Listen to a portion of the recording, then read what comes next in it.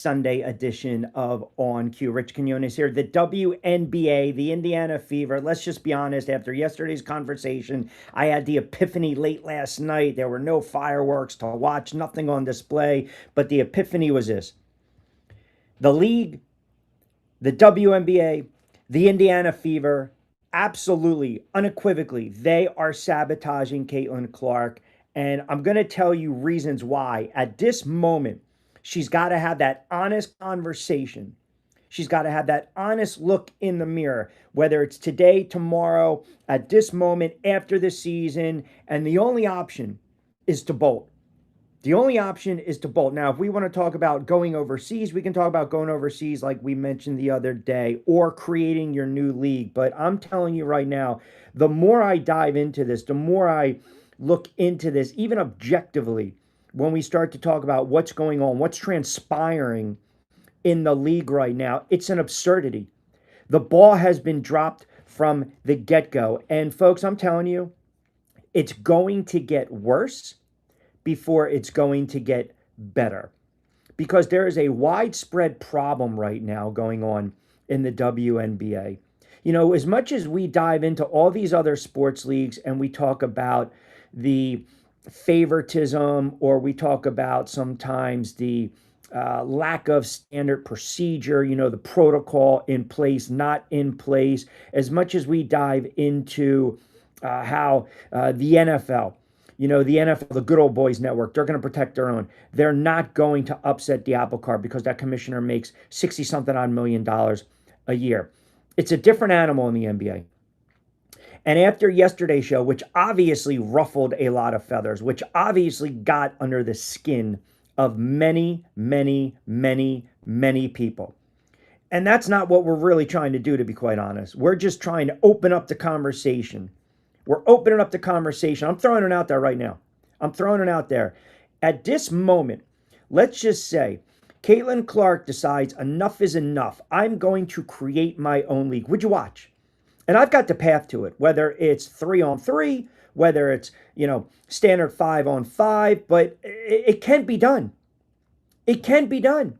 And the bottom line is this: the more you dive into this, the more you read into this, the cash cow, the queen, has been punched in the mouth, and it's not going to get any better. You can talk about those within the Indiana Fever organization retweeting articles blasting her. You can talk about the article about Brennan, where you get some pushback from other reporters.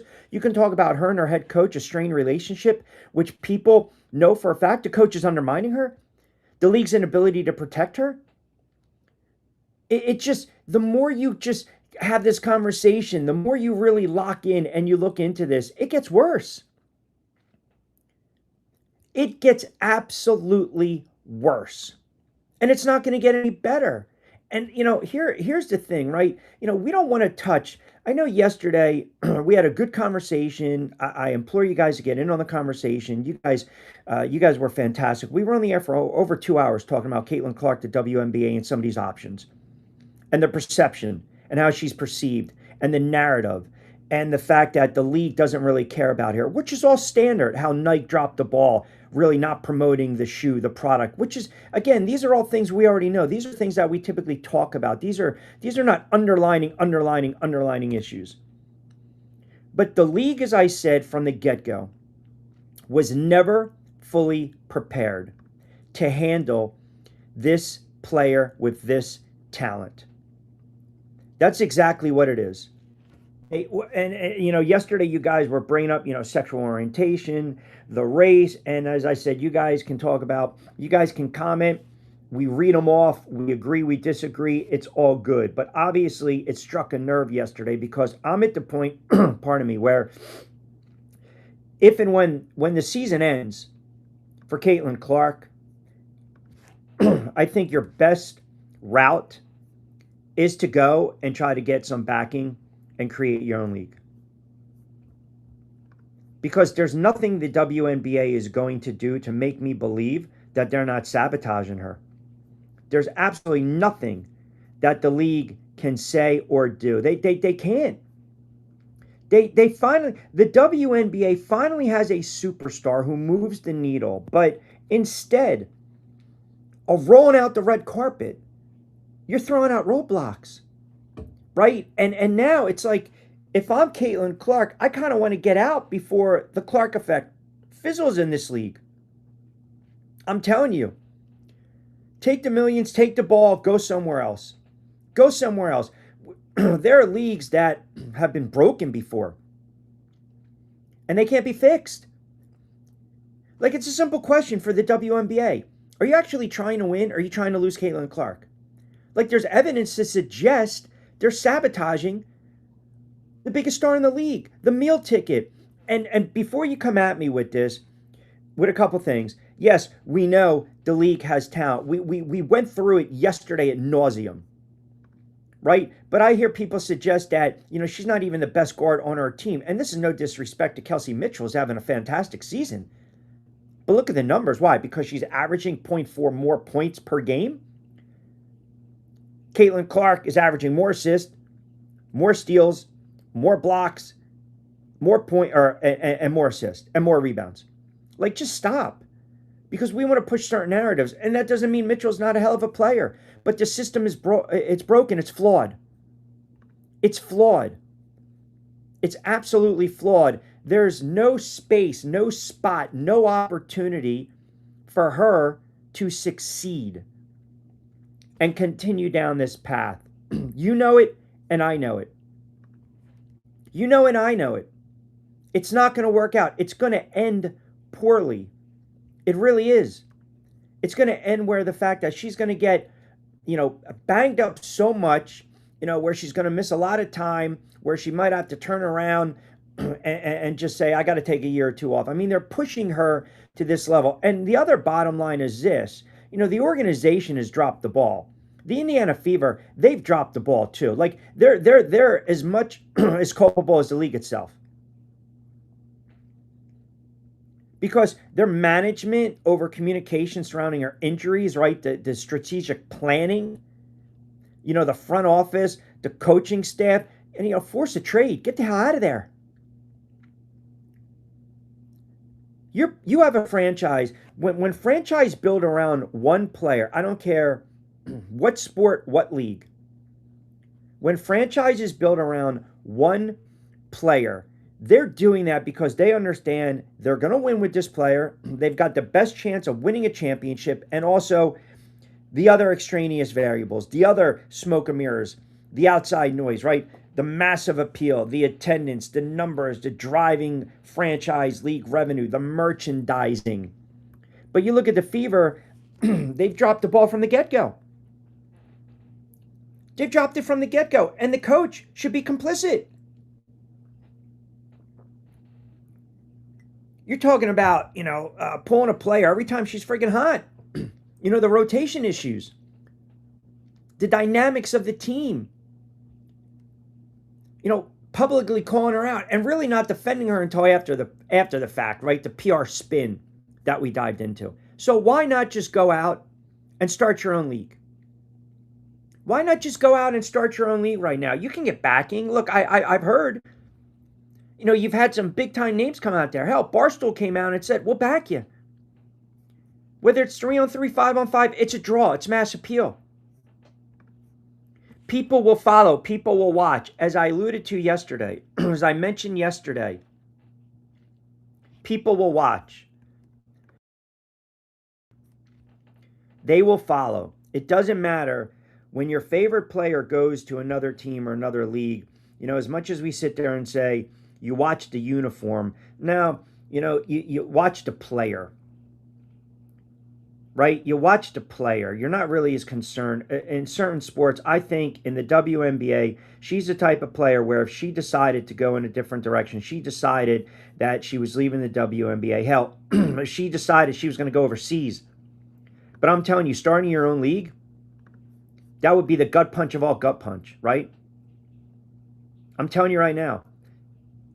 And to me, that would be handing out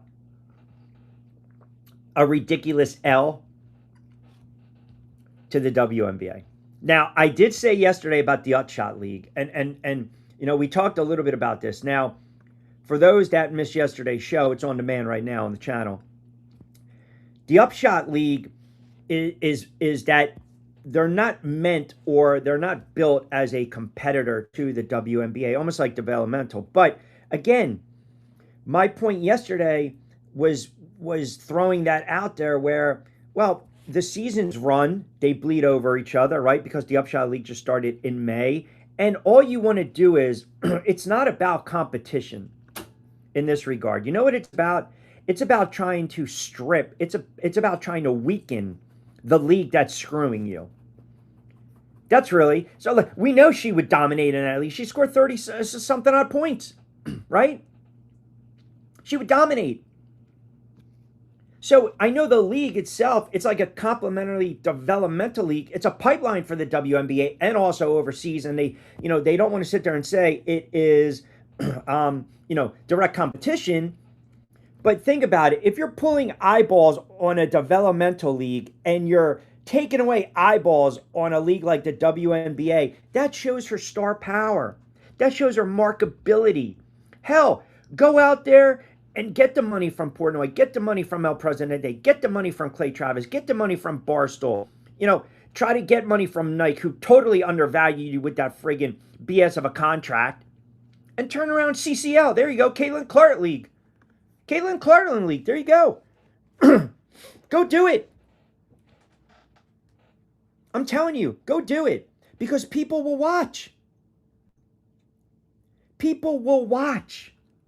It doesn't matter. If you love the product, if you love the player, they will watch. That's why, these tournaments, these one-on-ones, these big threes, these other leagues that we see out there, they want her. There's mass appeal. Let me open it up. You guys are diving in early and often. I absolutely love it on a Sunday. By the way, I hope everyone had a good 4th of July. Reese from Philly the Red Dragon. My guy, love the handle, by the way.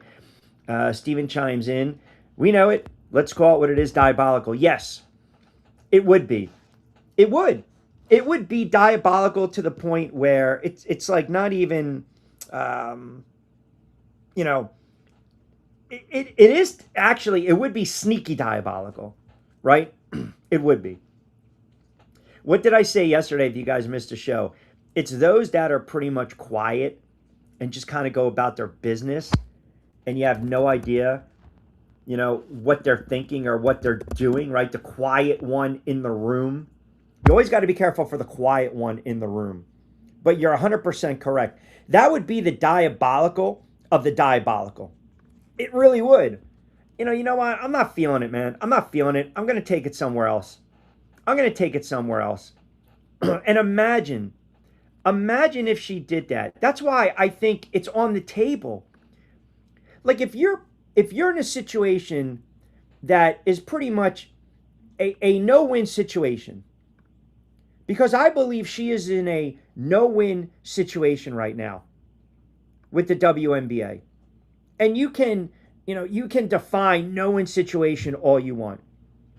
To me, I look at her and I say, she's too talented of a player. There's too much markability and branding. And there's other talent that might be sitting there in the league saying, we don't like how this league's constructed either. We don't like how this league is constructed. We don't want to be a part of this league. Hey, Caitlin, here's an idea. Why not? Hey, we've seen guys in the pros. Let's go do a dream team. Come on, man. Let me go win that chip. I'll come over as a free agent. I'll give you a little bargain. I'll give you a little deal. Players talk. Players talk. So again, if you want to push back with me, push back. What's the drawback? What's the negative? She can have easily averaged 29 and 10 in a year for mates made layups. She got calls. And her coach can. Her coach, I think that's another underlining issue. That's another underlining issue with the coach, who always, it's a great point, Reese, who always turns around and it's like, this kid's on fire, this kid's hot, let's bench her, let's sit her, let's pull her. Now, I understand the argument is, a lot of times that happens. Why? Because she has a tendency to get in early foul trouble, but that's because they're so physical with her, so she picks up ticky-tack fouls. Like, it'll be interesting to see tonight, the Fever play the Aces. That's 7 o'clock. That's an ESPN game. Wonder what the eyeballs are going to be like. People are going to watch. Start your own league. Yes, it'll take hundreds of millions of dollars. Yes, it could be a logistic nightmare. But when you have people that are salivating to back you and throw money at you and it's a good fit, do it because it's a no-win situation. The politics of the league, how they view her, the treatment. And yesterday it got very, animated on the show, got very heated. I know you guys were throwing out, the sexual orientation, the race, and let's call it for what it is. Let's call it for what it is. There's an element of that you have to factor in the conversation. And we don't like to do that, but that is an element because it's part of life.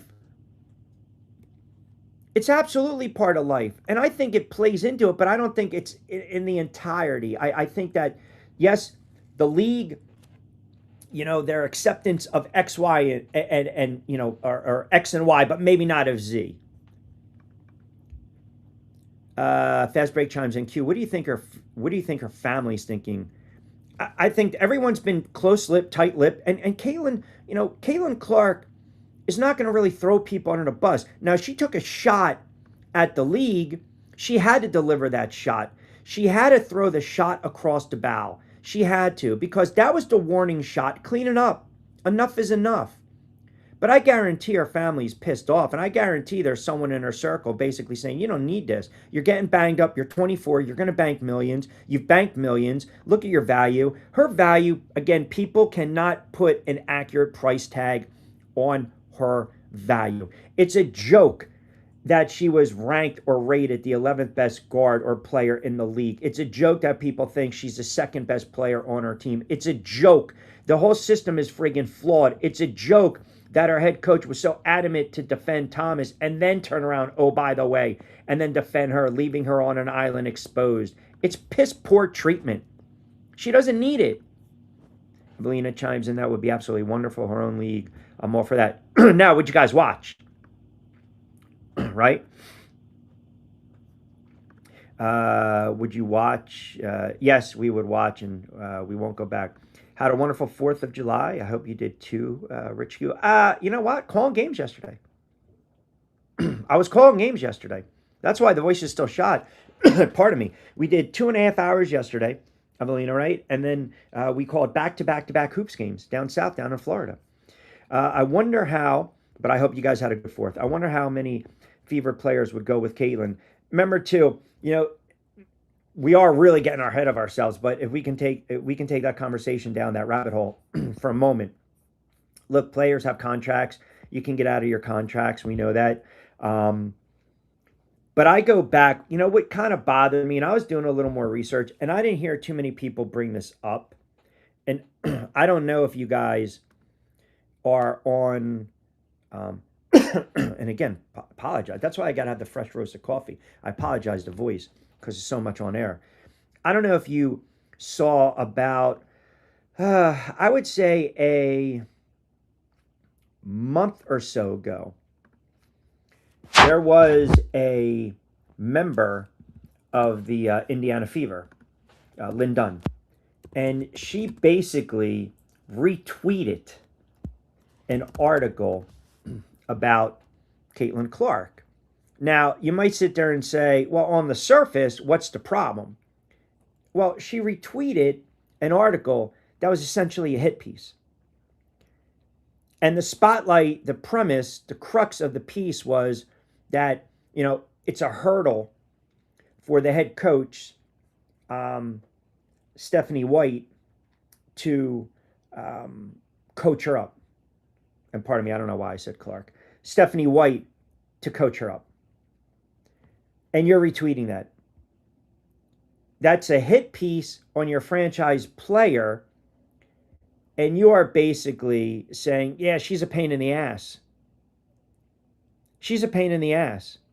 Like in the article, it was said that the coaching job is considered the toughest in the WNBA because of the attention it brings to those around her. Okay.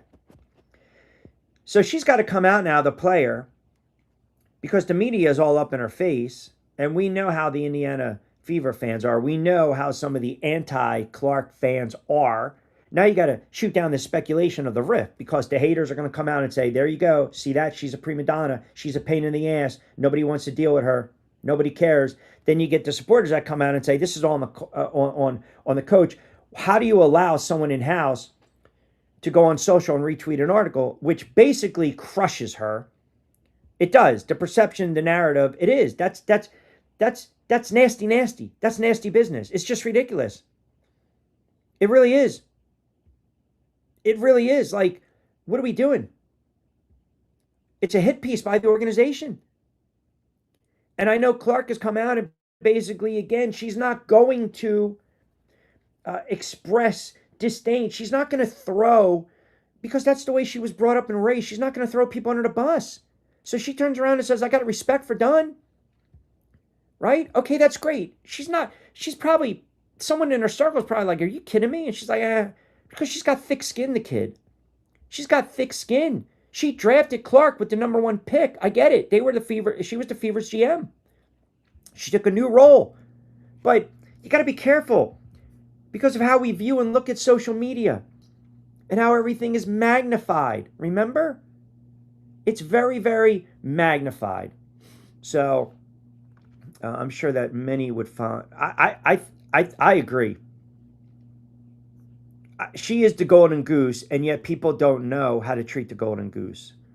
And that's another thing. You're not going to deal with the nonsense. You're not going to deal with the nonsense. That's the problem that this league has right now. The perception of the league is the inmates are running the asylum, the refereeing stinks, and they have absolutely no idea. They didn't prepare for the impact that Caitlin Clark would have. And I think it's self-sabotage. I really do.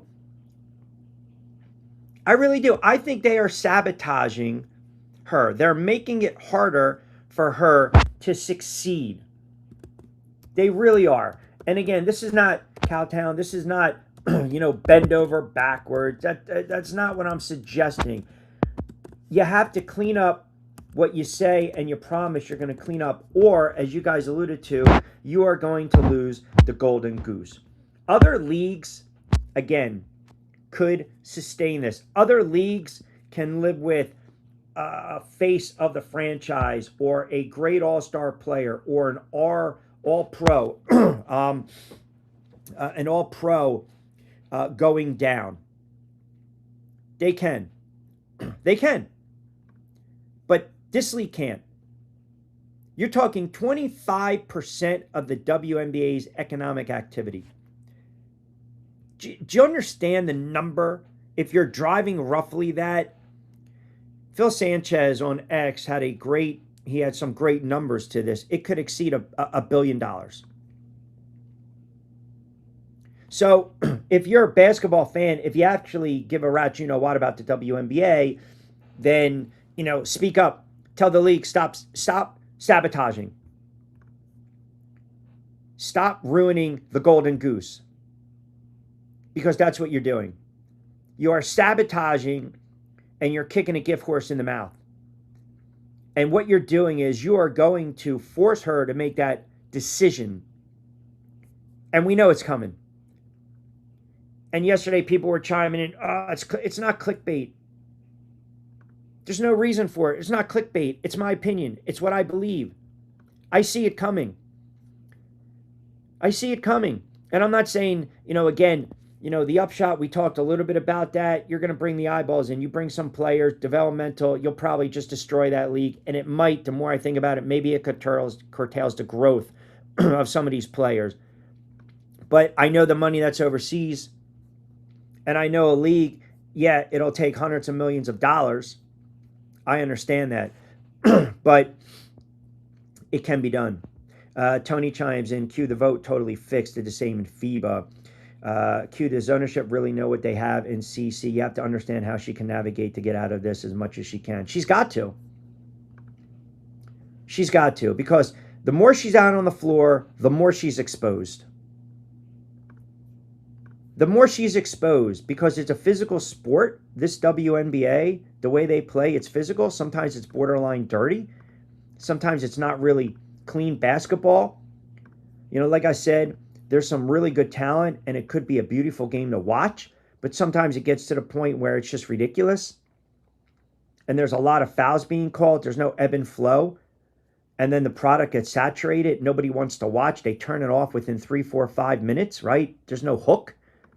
You know, you're watching her. Why? You love the fact that she's a great player. You love the fact that, you know, she can turn around and listen, she can shoot the three. She can cross up people, you know, and people don't like that. You know, people don't like that. They did the same. You know, when Larry Bird came into the NBA, what was the conversation? When Larry Bird came in, oh man, this white boy can't play. And they found out he's a bad white boy, right? Larry Bird is one of the all-time great players.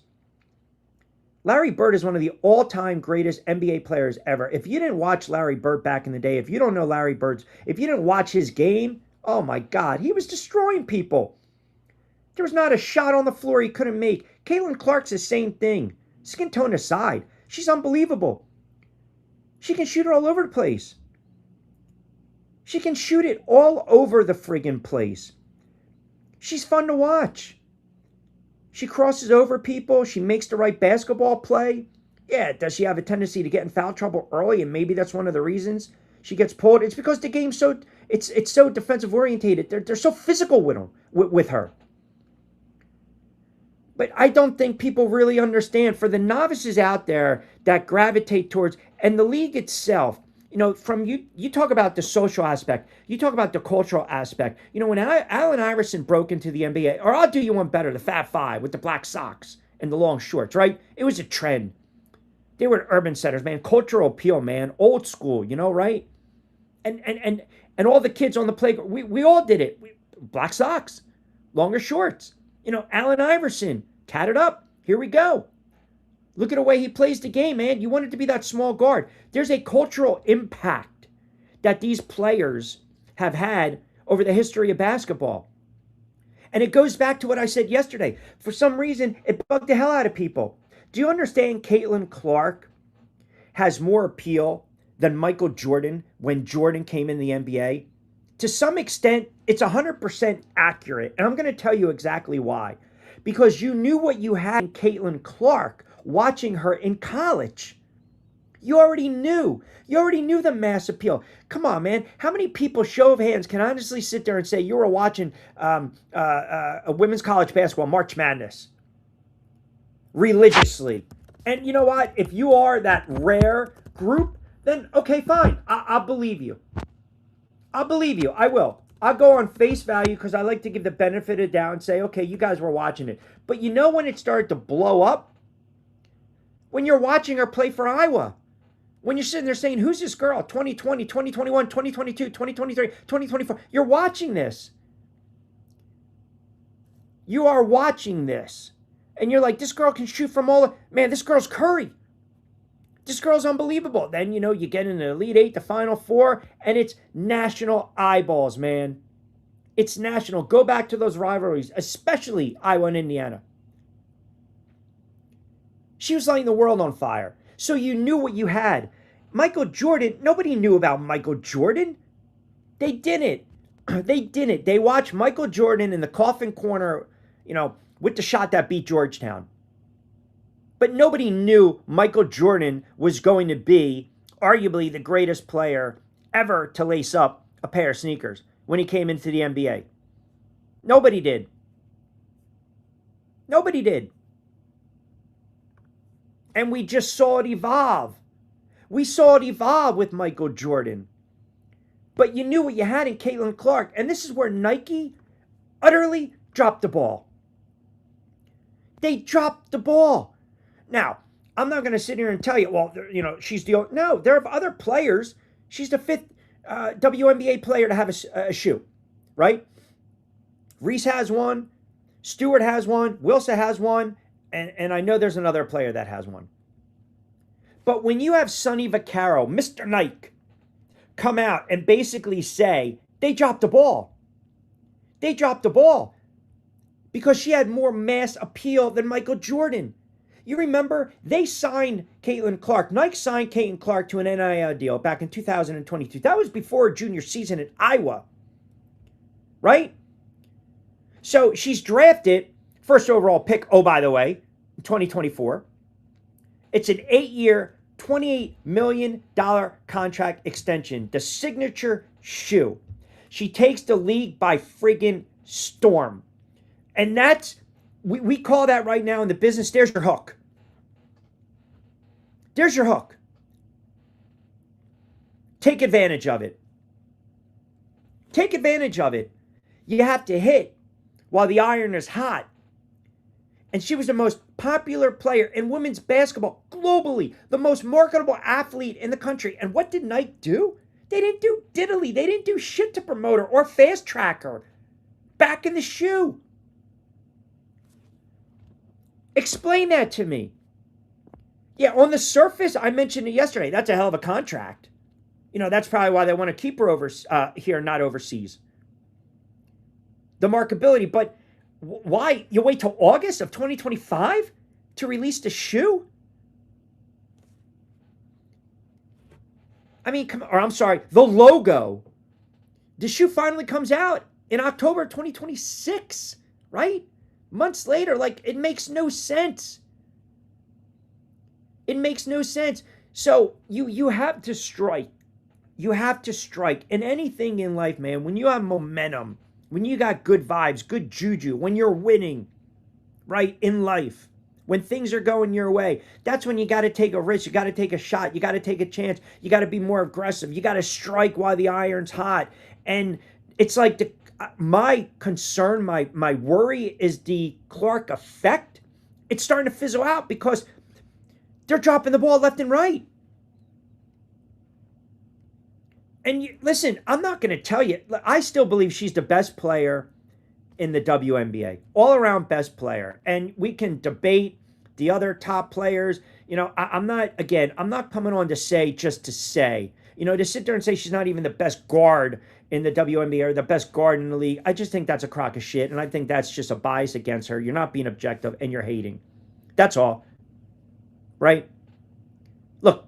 Buckets is bucket. There's great players. I'm not disputing or dismissing that. What I'm saying is Nike had an opportunity to strike while the iron was hot, and they didn't, and it's like crippling her value. And now the WNBA did not prepare for that. They did not prepare for her arrival. So what they're doing is they're hamstringing her. They're holding her back. The franchise, the head coach, with her friggin' stupid, jackass, clownish rotations, not backing her, not supporting her, pulling her when she's friggin' hot on the floor. This is all self-sabotage. Why? Why? It makes no sense. It makes 0 sense to do this. None. D-Boy chimes in. Give him hell, Rich. You're hitting the nail on the head. Appreciate that, brother. Appreciate first time you chiming in as well. Never watch a single game of WNBA till CC played. She's a joy to watch. Killing Clark is explosive. She's a wonder, and that's what everyone wants to see, and they hate her for it. There's a lot of jealousy. It will be interesting to see what Nike does. Will they bend? See, I don't think so. They're not going to do that. I don't believe they're going to do that. They're not bending. I appreciate the comment. See, I know what you're saying there. They're not. You got it. Look, we talked about this yesterday. You can't appease everyone. And don't take out of context what I'm saying, please. There's an adage in life, you can't serve two masters. Nike, if you're trying to appease certain demographic and target audience, then you would have pushed the shoe faster. You would have. You would have pushed the shoe faster. If the WNBA really is about growing the sport, if they're really about getting younger fans involved, then they shouldn't be as inclusive as they are. And I think that is a big, big, big problem. I really do. I think it's a big problem. And if I'm a player that I believe, or if I feel I have generational talent, and I've been told I have generational talent, and I know I can go somewhere and cripple and weaken a league that is sabotaging me, I got news for you. My personality, the way I am, I'm doing it. Because after a while, you sit there and say, enough is enough. You say, enough is enough. I don't need this crap. I'll make money. I can brand myself. I can marketing. Imagine if Barstool came with hundreds of millions of dollars, which they can. Which they can in a heartbeat. He writes out checks for flailing businesses, 150, 250, 300. Like it's $5 to you and I. You might not like, the political beliefs or the satire or how they do their content, but I'll tell you what, he opens up his wallet, his checkbook. You can't say other. I mean, that's a fact. And Portnoy is a huge Clark fan. You can get the backing, folks. You can't tell me it'll never work. No, Nick and Wally for Q, you're absolutely crazy on a Sunday. Go back to sleep. How am I crazy on a Sunday and going back to friggin' sleep? It can be done. You guys don't want to think outside the box because you're narrow-minded. That's the problem. Maybe she will. Maybe she will. I mean, can you imagine the money she would make in golf? Can you imagine the marketability and the branding? She's 24. She's got a lot of life left. She's got a lot of years left. This is why when those like Sergeant Delaware, chiming in, Q, you said this yesterday. I wholeheartedly disagree. What cards does she hold? What are you talking about? What cards does she? She holds all the cards. She's got all the leverage. Do you understand? If she turns around and says, to hell with this, watch what happens with that organization. Watch what happens with the fan base. Watch what happens with the league. It's not going to crumble and fall today, but it's going to be damaging. It's going to be damaging. It's going to be crippling. And I don't know why some people just can't see that. Is it hate? Are you blinded? Do you not like the fact that she's a great player? Like there's hidden agendas, right? You peel back the curtain. I can't stand the fact, to be quite honest with you. It bothers me. It really does that. And this goes for all these leagues and sports. When you've got something good, when you have something good that people get excited about, and you're drawing eyeballs to the product, and they're engaged, and you're making money off of it, and it's fun, it's enjoyable, they're having a good time, it's a great experience, and you're inspiring other generations to come, why would you shit on that? Like, you must really either be just a sick friggin' person, a lonely person, no soul, no heart whatsoever. You got to have some underlying problems, man. And now there is this herd mentality. That's the other thing. And we see it all the time, especially on social media. You go on Reddit. I mean, I'm getting people hitting me up right now on X.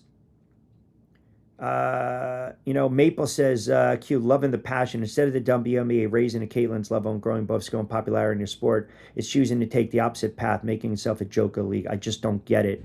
Excellent throws chimes in. Q, you're on fire this morning. This league's been a joke for years, and it continues to be. Dakota chimes in. Q, first time listening to the show. Appreciate your passion and energy, Rich. I still don't get it. She's making them more popular, leading to more money and more pay and benefits. In an era of constant extreme stupidity, this is up there. She puts more money in your bank account. 100%. But some players, they don't like that. Some people don't like that. They just don't. They don't. People don't like to see other people successful. They don't. They don't like that. They don't like to see people win in life. I also appreciate the Michael Jordan supports Caitlin Clark. Listen, I mean, you have to, I think over the last look, let's have a let's take a sip of my fresh roasted, pardon me, coffee. Let's have an honest conversation here. And again, I apologize for the voice. 6 hours on air doing games last night. 2.5 with you guys on Saturday, which you guys were unbelievable, by the way. If your first time chiming in, thank you. There's always an element of, in this country, the way it is right now, the country is extremely divided. We all know that, right?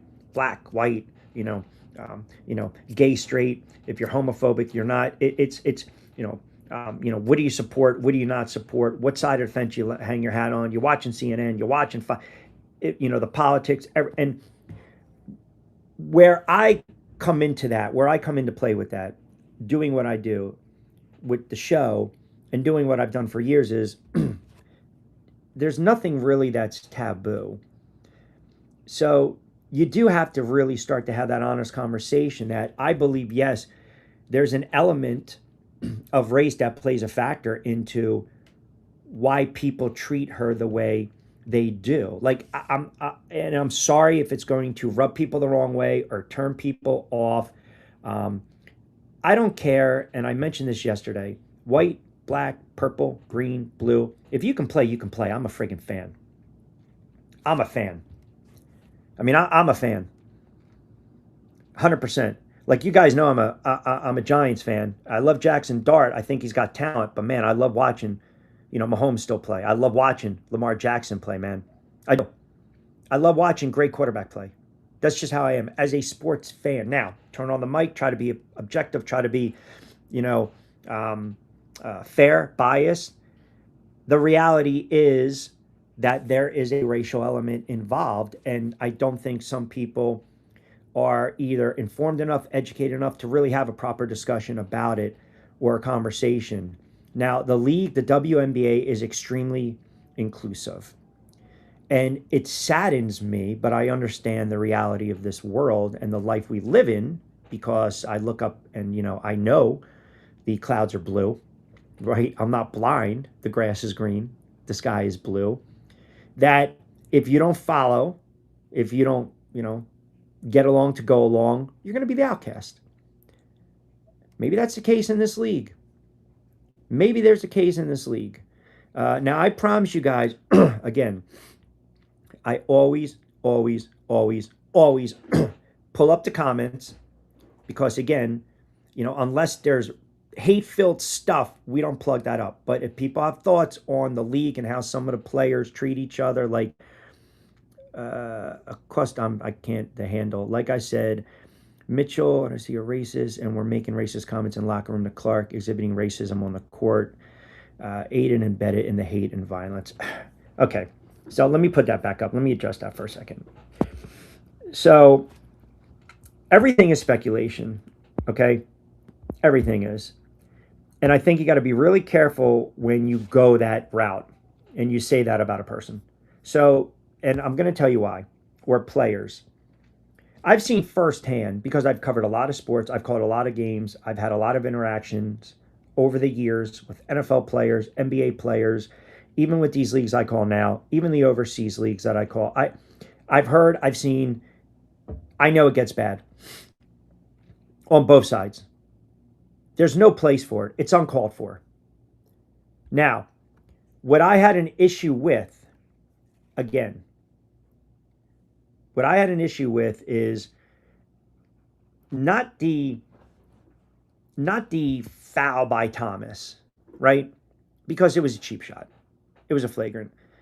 The problem afterwards is if this kid's getting death threats, that's an issue. That's an issue. And that's what happens when you have that herd mentality. Everyone will start to pile on.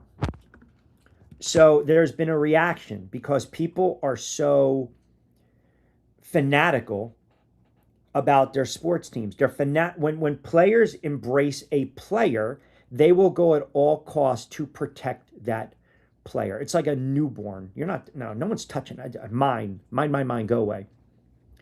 So Thomas gets these death threats, and I don't believe, like, I think you really have to have some major issues psychologically to make that kind of stuff up. And I'm not saying people don't do it, but I believe that she probably got these death threats. She probably got harassed online. I mean, you can go and you can see people's IG stories in the comments and X. And if you're threatening someone over a foul in a basketball game, that's a major issue. But that's when the element that people don't want to talk about, the white-black issue comes in, the racial divide, the visceral. It's just, it gets to the point where you got to, you can't, you got to condemn that. You have to. You have to. You know, I'll never forget, man. And Sean Andrews, he's white. When he dropped that, I mean, the death threat Sean Andrews got a couple years ago, tight end of the Baltimore Ravens. I mean, it gets to the point, it gets bad on social media. So my point is, it's the herd mentality. Everyone follows, right? Everyone just follows. Well, if they're doing it, I'm doing it. I'm wondering. Now, now hear me out. I am wondering as well, right? If there are players in this league, when they, they talk and they gossip and they talk, I'm wondering if some players are really being pushed to go after her. And some of them are just, they don't want to do it. But it's like, hey, man, get along, go along, right? Part of the club, part of the gang, part of the tribe, part of my circle. You got to do it. You got to do it. Sorry. Put her on her ass, man. Well, I don't have a problem with her. I don't care. Make a statement. Put her on her ass. There's always that pressure, too, because remember, too, some of these players are young, and you got some of these veterans who are not even remotely near the spotlight that Caitlin Clark is under or near. So maybe you have player A basically saying, you got to put her on her ass, and that player doesn't want to do it. But I got to do it because this is what the team wants. This is what the captain wants. This is what the coach is telling me to do. Listen, we know these coaches are probably telling her, drop her on her ass, man. Give her an elbow. And there's nothing you can do about that unless the league really starts to officiate better, police better, enforce better. When you talk about the fouls, the suspensions, it's ludicrous that you don't call that foul in real time and you wait a day later for the flagrant and suspension. That just shows you the bias against her. But I guarantee there is some form of pressure that's being conveyed from these veterans that can't stand her, and they're probably telling other players on the floor, teammates, knock her on her ass. And those players are fearful to push back to veterans. So it's like it's a bad cycle. It's a bad cycle. People have short memories. Forget the W was not it. Listen, the W, it had buzz, right? It has buzz, but not like it does now. And this is why, like I said, I've been stating my case. Everything it's almost like the perfect storm. It really is. It's the perfect storm.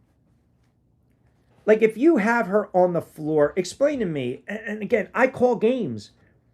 And sometimes it's questionable when I see a coach pull a player. I'm like, what are we doing here? 3 or 4 from beyond the arc. He misses one. You're going to sit him right away? I feel as though within the organization, it's like an unwritten rule, man. Don't allow her to go off. Don't let her break records. Don't let her be an MVP. That's the last thing we want. To me, that's the definition of sabotage, is it not? That is the definition of sabotage. And again, Kevin in North Jersey chimed in. Q, you brought it up yesterday. It's almost like icing out the player. It's not like, Kobe years ago when they're icing him out, teaching him a lesson in the All-Star game. Hell, you want a young Kobe to go for 25-30, he's going to evolve into an All-Star, win championships, become a Hall of Fame player. I'm not going to set you back. I might haze you a little bit. But I'm not going to, on purpose, prevent you from succeeding on the friggin' floor. Like the league, the Fever, I'm telling you, they're going out of their way. They don't want her to shatter records. They don't. They do not want her to shatter records. Which, if she played 30-something, 35 minutes a night, 30-something on minutes a night, she's going to score 28 points. Keep her on the floor. I mean, I watch these games. I watch these games closely. They don't want her to keep rewriting history. Oh, by the way, who's the fastest player to 1,000 points, 250 rebounds, 250 assists? Oh, by the way, that's Caitlin Clark. She did it in 54 games. Most 20-point, 10-assist games. Who set the all-time WNBA record in 56 games? Oh, by the way, that's Caitlin Clark. Somebody up there in the front office, in the league office, is sitting there saying, whoa, whoa, whoa, whoa. Settle this kid down, man. Stop. Settle this kid down. We can't have this. We can't have this. You tell her, no more threes. I mean, it's like ridiculous. It's utterly ridiculous, but nobody wants to talk about this. Nobody wants to see it. We're so blind to it, or we just don't want to admit it. They're setting her up to fail. There is nothing more she needs to do in this league and or accomplish. Seriously. So right now, at the height, while you still got the Caitlin Clark effect, F the league, go start your own. Or go overseas. Players will follow you. They will follow you. I believe that. I believe it is. The system is broken. The system is broken. It is corrupt. They hate her. They don't want her to succeed. They don't. They are doing everything in their power to set up roadblocks. You're going down this way. I don't see any traffic. Sorry, make a left. You're going down this way. Sorry, you got to make a right. I don't see any traffic. Nope, detour. They're doing everything. And it's manifesting. I'm telling you, it's going to boil to a point where she is going to turn around and say, enough is enough. I'm 24. I've got marketability. I've got branding. I've got millions. I've got people that are going to back me. I am going to shove it up this league's ass and create my own. That's all. I will never forgive Nike because of their position with Kaepernick and what side of the fence I'm on. No, and I get, and listen, you have that right, man. You're entitled to your opinion. Lives, no death. We don't know that. We can't say that. And listen, I can tell you this. When the Kaepernick stuff was coming out, and I would get chastised on the air because people didn't like my opinion on it. I thought at the time Kaepernick was all about attention. And he was playing the martyr. And that sold. And this whole, every time, did you notice too? And I thought Kaepernick was a hell of a quarterback too. In it, like, there were moments where you're like, this, I mean, he's unbelievable. What was it, the Saints game? But everyone talked about the activists. When you go against the NFL, you're not going to win. The NFL turned around and people will say blackballed by the league. The problem is the way you went about it, and you're talking about, okay, hey man, I'm all for civil rights. I'm all for being an activist. I'm all for having the message out there. I'm all for it, man. That's what I believe. If you have your convictions and you stand on the mountaintop and you scream, my convictions, my convictions, my convictions. But every time a quarterback went down, every time a quarterback got released, every time a quarterback was named the starter after Kaepernick went against the NFL, which you can't win, everyone would scream, why are they not signing him? Why are they not signing him? Well, he had a lawsuit against the NFL. He had a lawsuit against the NFL. And I understand, I don't want to go, I don't want to pivot, but my point is this. Sometimes when you go up against a beast, you're not going to win. Nobody wins going up against the NFL. You can never win against the NFL. Just go ask Brian Flores. You can't. You can't. But can Caitlin Clark win against the WNBA? 100%. 100%. Can she crush the WNBA? 100%. 100%. She can cripple the WNBA. It just doesn't make sense.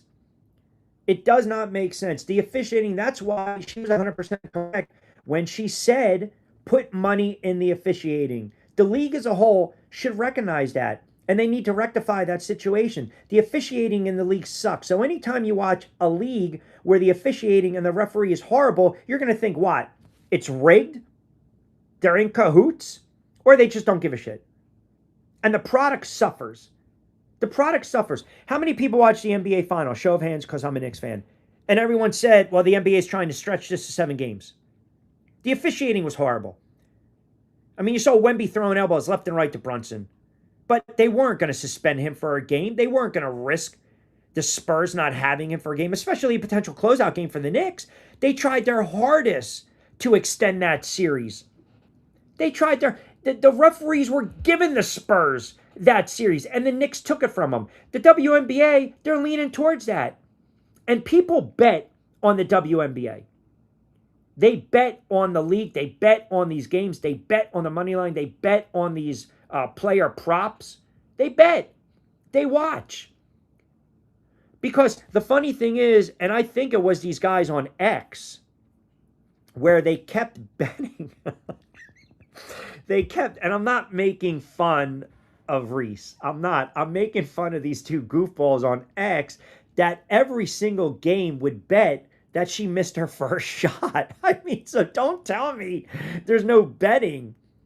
I mean, it's if you go back, you have to Google it every time, and she's turned out to be, she's not a bad player. She's a better rebounder, but I know people have their thoughts on Reese. But the point is, there's betting in these games, and every time she would throw up the brick or miss the layup, these guys were catching in left and right. So, yeah, there's a betting element to it, of course. So the product gets watered down. Why do you want to be a part of that? Why do you want to be a part of that? It's bad. The coach isn't helping her out. The organization is not helping her out. And the league doesn't care. The league doesn't care. The front office is a joke. A joke. The league, there's inclusion in the league. Come on. We know it. I don't know what percentage. I can't think for other people. I can't. I can only tell you what I think, what I believe.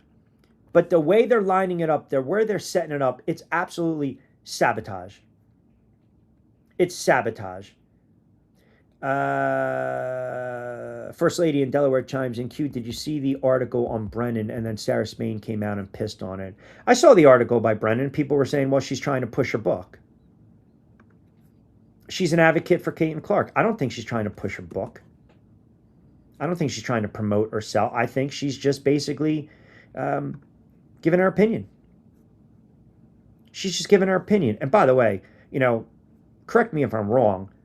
Did Sarah, because she's questioning her credibility as a journalist, didn't Sarah Spain basically say, hey, take me out on a date for Super Bowl tickets years ago? Right? I mean, journalistic integrity, come on. What are we doing? Everyone's going to have their opinion. Everyone's going to have their opinion. And like I said, the front office, the league, there is a level of inclusion in the league. I think we all know that. We can't deny it. People don't want to have the conversation. But that, again, it furthers my point. It furthers my point that if I am her, it's time. Play out the season. Get the hell out of there. Start your own friggin' league. CCL, Caitlin Clark League. There we go. Done. Done. Because you don't need this aggravation anymore. You're too damn good of a player. And oh, by the way, I got news for you. Players, they will watch. Players will come over, I should say. They will follow her. They will. They will follow her. It might take some time. You're going to have to put some money up. You're going to have to go out of your pocket. But yeah, there will be a market. They will follow. Because there is a sediment of players in the league that respect Caitlin Clark, contrary to what many believe. There are a sediment of people out there, businesses, obviously, hedge funds, that will put money up. So take advantage of it. Take advantage of it before it's too late. They're not going to allow her to continue to break records. She's never going to win an MVP. They just don't, the league doesn't want, they're set in their ways, man. They're set in their ways. She can be player of the month, player of the week, right? She won MVP, Team USA, and FIBA. She's not going to win the MVP. in the WNBA. It's never going to happen. Nope. We can talk about her being a perennial MVP, front runner, every single. It's not like Otani where, just bet $50, bet $20. He's winning every single year, aside from when Trout was healthy. Baseball, solo sport, here we go. He's going to continue to shatter records. Markability. Now, WNBA, they want to tailor to a certain demographic, geographic, and Caitlin Clark, to them, doesn't fit that mold. That's the truth. And sorry if it bothers people. Sorry if it rubs people the wrong way. It's basically, when you were little and you had all those, well, now probably if you were younger, you probably didn't have the building blocks, but you know what I'm saying. The trying to bang that square peg in that round hole, right? So the square peg is Caitlin Clark, and the round hole is the WNBA. It's just not a fit. It's just not a fit. You know it, I know it, the league knows it, and she knows it. Now, she can keep playing, and she can keep shattering records, because no matter what, when she's on the floor, she can go all balls to the wall selfish. She can put up ridiculous numbers. And then they'll keep benching her, and then it'll just become more pronounced, more prominent. Then you'll start to see the conspiracy theories come out. She's got 20 in the first quarter, and oh, by the way, she sits for the entire second. She's 6 of 8, 7 minutes in, and all of a sudden she comes out. Like, the handwriting is going to be on the wall, and then those that sat there and said, well, this guy on cue, this guy Rich Quinones is talking out of his ass. Well, maybe there was something to be said. Maybe there was something to what I said to be accurate. But yeah, it's just time. It's just time. Like, enough is enough. Enough is enough. I would take my ball and go somewhere else. I'm not dealing with this crap anymore. No way. They will not allow her to succeed. They won't. And it's bad for the product. And it's bad for the league. And it's bad for the sport of basketball. Now, I mentioned too, logistically, now how would that work, right? Well, look, for a fact that it's hundreds of millions of dollars. You know that. So I think what'll happen is someone is going to talk to her people when it's all said and done, maybe after the season. And this idea is going to come up because too many national, 1,000 times more prominent than me, it doesn't matter which way you wear your hat, are coming out saying the same thing. And I said it weeks ago. I said it a month or two ago. And someone will back it. By the way, that was yesterday. Yeah, Wilson didn't play, so she was out. They will back it because they see the cash cow. They see it. They see the cash cow in front of them. So take advantage of it. Like, there's a path. And overseas, yeah, you will get treated like a queen. You'll get treated like a queen. That Nike deal, which, as I mentioned, is so when you think about it. Because on the surface, you're like, man, 8 years, 28 million, that's unbelievable, right? So if overseas you talk about merchandise, shoe distribution, it's the equivalent of what that shoe's selling for in the States, $140, $135. But that international appeal, right? International appeal. Can you imagine her playing over in Europe? Or over in Asia? Fan base is fanatical. The fan base is fanatical, man. Do you watch some of these games? If you ever get a chance, just Google some of these games that are in Italy and Spain and Greece and Turkey and Asia and the DR. Some of these other leagues in Mexico, Sipa Copa. These top tier leagues, the Warriors League, Thailand. They're fanatical. They're all over the place. It's unbelievable.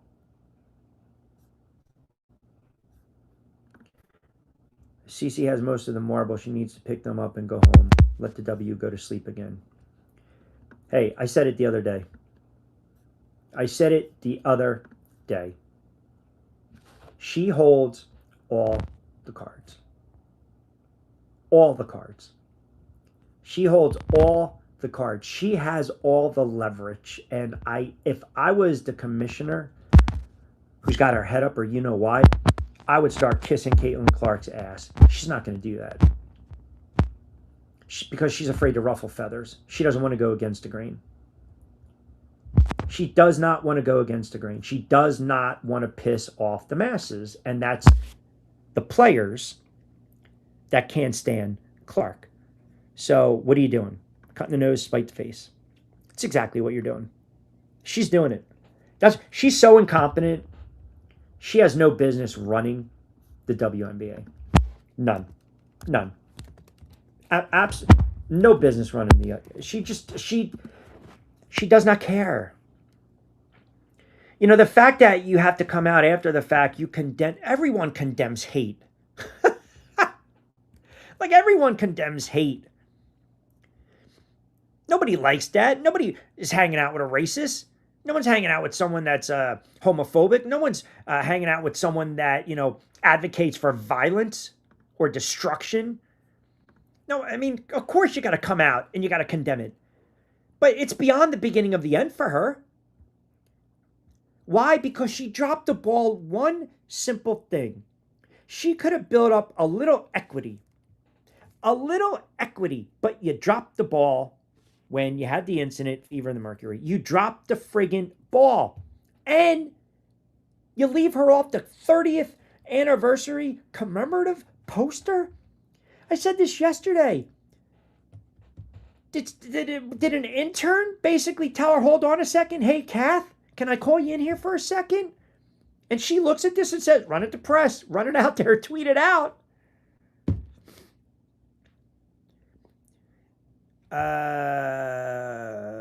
Monday Marcus chimes in, Q, loving you on a Sunday. You talk about the All-Star game. I have no problem with the selections. I guess where you have a problem with is that how it's picked. Yeah, listen, you're going to get the usual suspects. Wilson, Stewart, Clark, buckets, right? You're going to get paid. You're going to get a lot of these good players, great players. But it's the breakdown is what I mentioned yesterday, right? So dig deep on how the players are ranked by the fans, the media, and other players, which, who are these coaches picking for reserves, right? It just, I don't like, there's a lot of politics involved. Like, people in the NFL fans, they get so bent out of shape when a player doesn't make a Pro Bowl. No one cares about that. It's all pro that's worth something. It's the Hall of Fame that's worth something. But the other thing you have to worry about is if this league, if the WNBA basically allowed the fans to only do all the voting and the awards flat out. You don't allow players to come in. You don't allow coaches to come in. You just leave it. She's running, blowing away. The fan voting. Are you kidding me? The fan voting? But you're still going to have people that are going to get pissed off because you broke it down. 50% fans, 25% votes, player, 25% media. So if you had 100% fans, I'm telling you right now, 95 are voting for Caitlin Clark. 95%. Hands down. You can't even debate me on that. So you're giving 25% of the vote to players that don't like this player. You're giving 25% to the media, and let's be honest, the media always pushes back when it comes to, well, there's no conspiracies against Caitlin Clark. Oh, they're not sabotaging Caitlin. It's a physical game. So now, you're stuck in a corner. You got to take the lesser of two evils. You're not going to give the power to the media because we see sometimes in the media there are hidden agendas and narratives that are constantly crammed down our throat. I mean, it's ridiculous what some of these NFL writers are doing when we talk about the Hall of Fame and why they purposely are leaving off players and coaches. We saw it in baseball. Well, I don't want to be I don't want to be, like everyone else and vote Jeter in. No, it's not going to be unanimous. I'm going to be the contrarian now. So, again, the WNBA, you shot yourself in the foot. Shot yourself in the foot. Give me 75% fans. Give me 5% players, 15%, 10% players, 75 fans, 15 media. There you go. Slice it and dice it. Because sometimes the fans are more objective than we are, believe it or not. Margaret, how about this from Australia? By the way, if you guys are commenting in, and I greatly appreciate it, let me know where you're at. I always enjoy that. State, East Coast, West Coast, Midwest, outside the country. Let me know.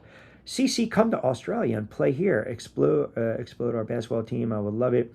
We have American guys come here to further their sport. Great leagues, by the way, over there, Margaret. Fantastic leagues over there. Fantastic. You have some really good pro ball over there. NBL, it's a top league. Oh, I don't need to tell you. I believe it's the WNBL, correct? The WNBL over there. But I watch a lot of the NBL. I mean, unbelievable, fantastic. You got, I think there's 10 teams, and I believe 9 of them are in Australia, and I think one's in New Zealand. But a lot of talent there, no doubt. Yeah, but let me know where you guys are chiming in from. Love to always know where the listening audience is. Leslie, we just straight women leave and not talk about inclusion ever again. Leslie, I mean, I'm laughing not at the comment, but I don't think that's. She went there. Listen, the inclusion is a problem. And I don't care what somebody's sexual preference or orientation is. I just want to see good basketball. I just want to see good basketball. And the promise is this. If you get good basketball, the fans are going to come. The ratings are going to be there. The dollars will make sense. And again, some of you guys are pushing back because of my square peg and a round hole comment. I think that's accurate. Do you guys agree?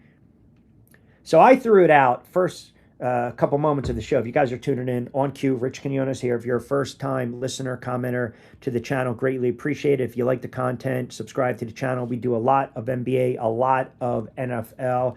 The channel is more geared towards a lot of, high energy, little controversial topics, little bold takes, right, and opinions. But we also want you guys to engage. That's the beauty of what I've done on the air for years for radio. If you guys are just new to my style, myself, if you're just finding me now, greatly appreciate it. But I'm a big believer in, hey, let your voice be heard. Weigh in on the conversation. We might not always agree or disagree. I mean, yesterday, it almost got to the point where we're going down a rabbit hole. I probably could have went for 3.5 hours. There was a lot of passion during yesterday's show. But I love it. So if you guys are first time, let me know where you're chiming in from. Because I love to know that. I like to know where the listening audience, the viewing audience is coming in from. Because, hey, you never know. Sometimes I get to tweak some guys if they're from down south or if they're up north like I am, or if they're out west. We have good conversations based off of that. I had someone yesterday, they messaged me that they were listening in from Scotland. And they asked me if I ever talk soccer, football. And I said, of course. I said, the World Cup's unbelievable. I mean, it's been so engaging. It's been phenomenal. Absolutely. Now, I'll say this, the refereeing still stinks in the World Cup as well. We know that. But you got Brazil, Norway, you got Mexico and England shooting off fireworks so England couldn't sleep. You got my España playing tomorrow against Portugal, U.S. against Belgium. I think U.S. does get past Belgium. But anyway, I'd like to know where you guys are chiming in from. And we also go daily during the week, Monday to Friday as well. Joaquin chimes in, Caitlin Clark is a threat to the status quo. I mean, I believe that to be accurate. I really do. Hence my analogy of, the square peg, round hole, right? She is the square peg. The WNBA is the round hole. It's just not a good fit. CC has built our league up, brought record crowds, and they refuse to protect her. She's awesome. I would have already left them and let it go back to nothing. I'm telling you, people think it's a a hot take by me, but it's not. It really isn't. And I just don't know why it's not talked about more enough. Like, she loves the game of basketball. It's evident. She's a great player. That's evident. She's passionate about the sport. She wants to grow the sport. She wants to inspire. She wants to mentor. She wants to be that inspiration to younger players for generations to follow. So she's got to go out there and comport and conduct herself in a certain manner. So sometimes you do have to placate, but you don't have to tap dance, if that makes sense. Like, there's a difference between, I'm sure maybe, your guys' parents or for the male audience that chimes in, or maybe even the female, maybe your father pulled you to the side when you were younger once and said, listen, you got to know how to play the game, right? But you play the game to where it benefits you. So she doesn't strike me. She's not going to conform. She's just not. She's not going to conform. She's not going to change her style. She's not going to be less animated. And as much as we don't like it, we like when players get animated.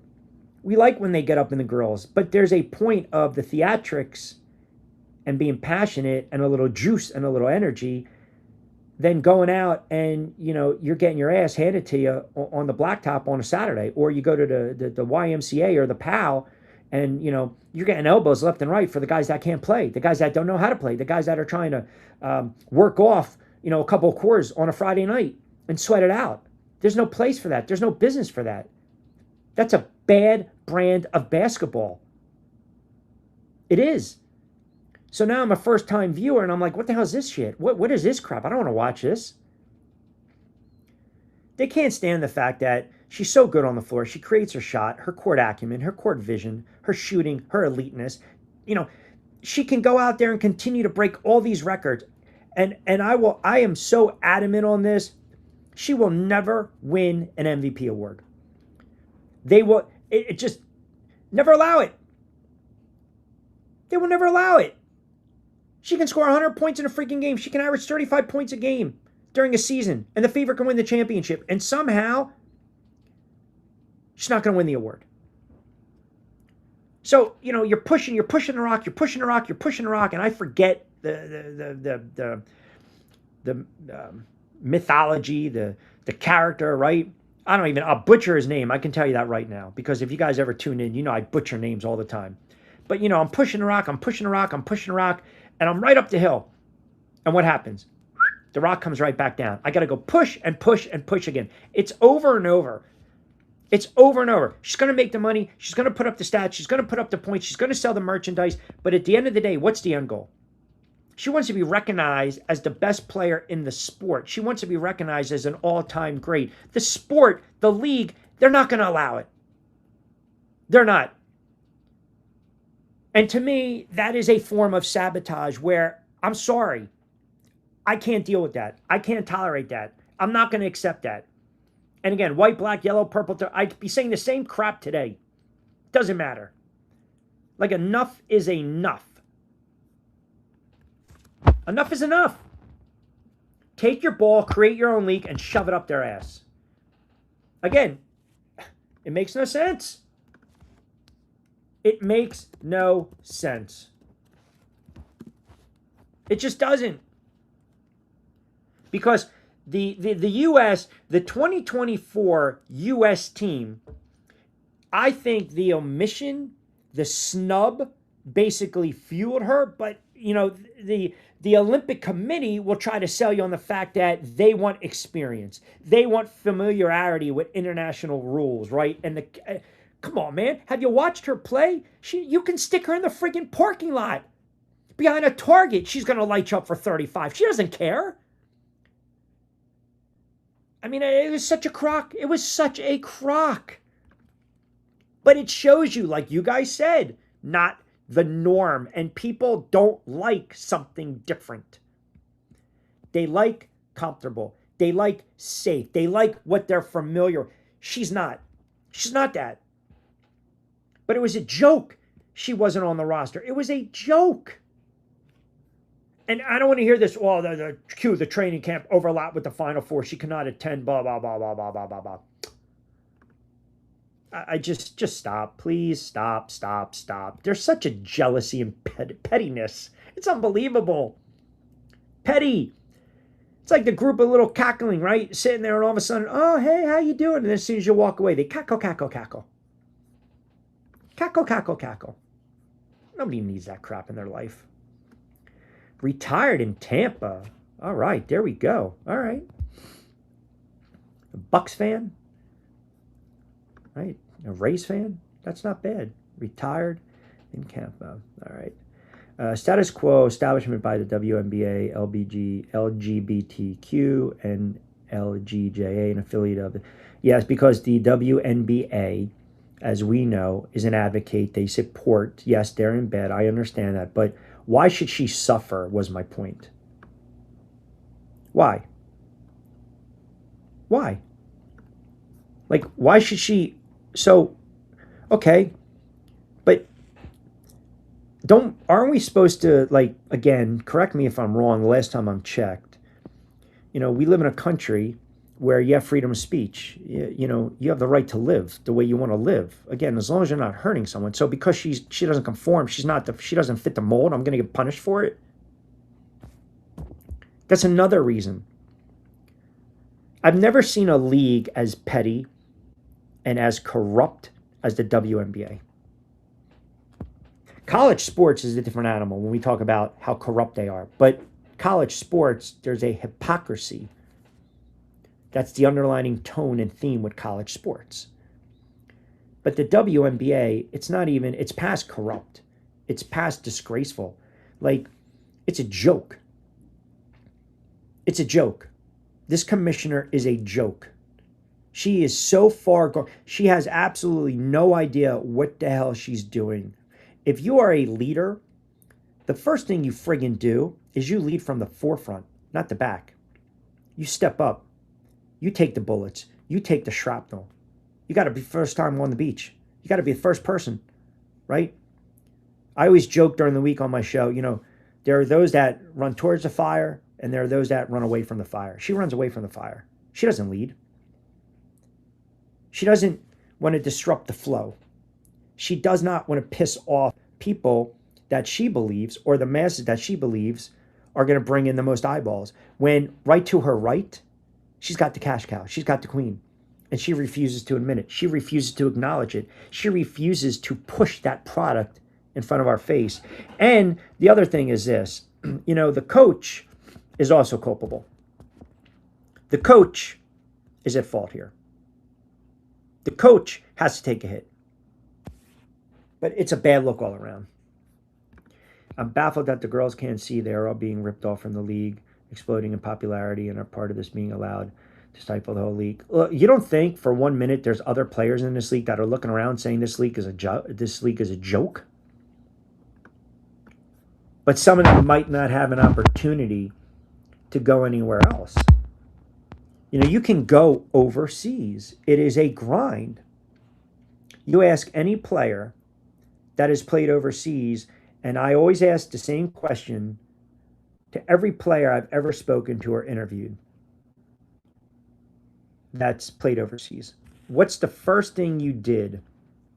What's the first thing that happened to you? What was the first action once you step off the plane? And 99.99999% will tell me, Q, went right to the gym. As soon as you get off that plane, you go right to the gym. There's no going home. There's no running to the men's room. There's no grabbing a bite to eat. There's no calling your family to let you know you landed safe. There's no checking in the hotel. There's not sightseeing. There's nothing about getting acclimated. Your ass steps off the plane, whether you're on that plane for an hour, 2 hours, 24 hours, you're jet lagged, you're tired, you're exhausted, you had problems going through TCA, the screening, passport issue, they don't give a shit. You go right to the gym. The grind is different overseas. It's just totally different. Totally different. Totally different. Now, If you get in the right spot, you're okay. You're okay. If, the problem with the one issue, the drawback with overseas, now, someone like Clark with their statue, she's not going to get ripped off. She's not going to get screwed. But some younger players, they see the allure, the appease of going overseas because it's glamorous. But a lot of times, you are chasing the money. You are put in very piss poor conditions where you got to deal with it. And you are basically you're a mercenary. You can go over there for a week and then a game in realize the coach can't stand you and you're cut. Like, there's not a lot of consistency, stability, I should say, but it's different with her. That's why you stay stateside and you create CCL, Caitlin Clark League, done. Get the 100 million, do a little PPM, do a little private placement memoranda, do a little equity raise, do a little fundraise, and then you can turn around too, and you can also poach from the Upshot League. You can poach and get some foreign-born players, get some players overseas. You want some national spotlight? Here we go. Flip the script. Be creative about it. Think outside the box. Don't be narrow-minded. But this league right now, as it's presently constructed, when she decides, I'm done, the league's in trouble. Period. Period. And she can say, listen, she can say all she wants. I'm telling you, opinions change.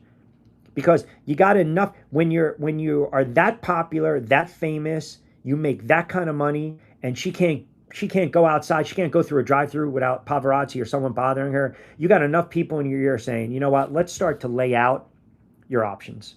Yeah, she loves playing for the WNBA. She probably doesn't love the bullshit that comes with it, the nonsense that comes with it. You can love your job, right? But you don't have to like everyone that you work with. Now, I know she wants to make it work. Of course. Look, her best revenge, and it's not even, I shouldn't even say revenge, right? But you know what I'm saying. Like, the best way she really sticks it to this league, if that's the sentiment, she continues to just thrive, break records, and put fannies in the seats. Because the more she keeps doing that, then, you balanced out the Caitlin Clark effect. So it's not dropping exponentially. Now you start to take it to another level. And by, obviously, all the backlash online, and by the fan backlash and the media members, those that are coming out supporting her and being fair and objective about it, you see her value and her worth to the league. Which, again, you cannot put a price tag on. You can't. You can't. You can't sit there and say she's worth X, Y, and Z when we know she's still undervalued. And a lot of players don't like that, because a lot of players are grinders too. They're putting in the time. Look, it's only human to have a sense of jealousy and insecurities, because some of these players are grinding. Some of these players, had to come up the hard way. Some of these players, had to fight, scratch, and claw their way to go to college, to hit the books, to work in college, to graduate, to have an opportunity to play in this league. So I get it. That makes sense. It's only human. It's only human, but nobody knows how much. The people would sit there and talk about Larry Bird, right? When Larry Bird came into the NBA, and they just looked at Larry Bird, slow, white boy. He can't play. They had no idea how many shots Larry Bird would shoot in the gym. I mean, Larry Bird would go to the Boston Garden and run the parquet floors, run the stairs, the steps, 3 hours before the game. He'd shoot 1,000 jumpers, free throws, right hand, left. Larry Bird once told, I don't know who they were playing. It might have been Portland. I don't remember. So I don't want to get, he said, you know what? I'm scoring 30 tonight with my left hand. And he scored 30 with his left hand. And people become envious of that. They become jealous. They become bitter because, man, this guy's got skill, but they don't understand the work. So Caitlin Clark has put in the work. You can't be a great player, an all-time great, without putting in the work. So for someone to suggest, oh, she's got, spoon-fed, spoon-fed. Hey, stop with that nonsense. That's a crock. That's a crock. You have no idea what the hell you're talking about. This girl had to work her ass off just like everyone else. She put in the time. She's the one in the driveway. You know, we were all that kid, or we all knew or had a teammate like that or a friend like that. Early in the morning, they're out there. Late at night, it's starting to get a little dark. You still hear the basketball bounce, or they're hitting balls, or they're on the soccer field. You know, they're running bases. You know, they're running sprints. So I'm not taking away anything from what these players have or will accomplish, because that's not fair. I'm not doing that. What I'm saying is that the league really needs to take a step back. They have to. Nick says, Q, if the WNBA offered you a broadcasting gig, would you take it? Of course I would take it. Am I allowed to still do this and be opinionated? That might be a problem. I'm going to be honest with you. I love calling games. I absolutely love calling games. There's a very lower tier league, WABA. I call games for them. You know, I did the 9450, the TBL, the Warriors League. I'm going to be doing some leagues in Malta, doing some leagues over in Spain, Portugal. Yeah, I love calling games, but I also love to be opinionated and have a thought and not have that taken away from me. To answer your question, I know you're trying to stump me or trap me, Nick. You've been listening to me for over 20-something years, brother. Would love to. Absolutely. I love the sport of basketball, and I appreciate great play and talent, and there's very good talent. I don't like the way the game is currently because of the officiating and because I feel as though there's pressure by some of these players to take it out on other players, to take it out on the Caitlin Clarks of the world. And that I have a problem with, because now all you're doing is you're just pouring gasoline on the fire. So yes, of course. What do you think her agent is telling her? I mean, I'm sure she's locked in while the season is going on. I can't speak to that. I can just say that what I surmise is that I don't believe her circle and her family, they're really happy about, you know, this treatment. And I guess that makes sense. It's not outlandish. Now, Alan Zucker is a big-time sports agent. So his MO is brand building. And he's done a hell of a job. I mean, he's got a coup de grace. I mean, he represents some big hitters. He does. He's got some big time partnerships, and he's got some big time talent. Big time talent. So it's all about branding. And I think he's a little more outside the box. You know, Caitlin Clark, forget about her skill on the floor. Imagine the markability and well, we're kind of seeing it. If you really, you know, you can do so much with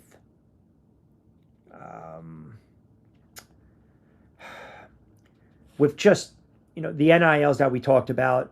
I think you can do a lot more. Margaret chimes in, can Caitlin honestly grow in this league? Caitlin and her team must be questioning putting things in place for what's that. Margaret, it's a great point. I don't believe she can. I don't.